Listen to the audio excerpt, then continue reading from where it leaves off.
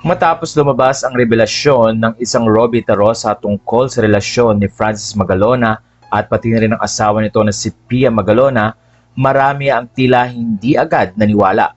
Kaya naman isang mensahe din ang ipinarating ng publicist ni Francis Magalona na si Pilar Mateo na ayon sa kanya, ikinasal si Francis at si Pia sa Hong Kong at narito nga ang kanyang naging kwento. Ayon kay Pilar, hindi man perpekto ang relasyon ni Francis at ni Pia pero masaya ang mag-asawa na nag-aalaga sa kanilang mga anak.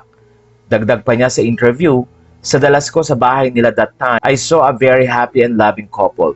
Pia as the one managing FM's career was very hands-on talaga pagdating sa trabaho ni Francis. On the home front, both were doting parents to the kids, very loving sa mga anak nila, lalo na si Francis M na very close sa mga bata.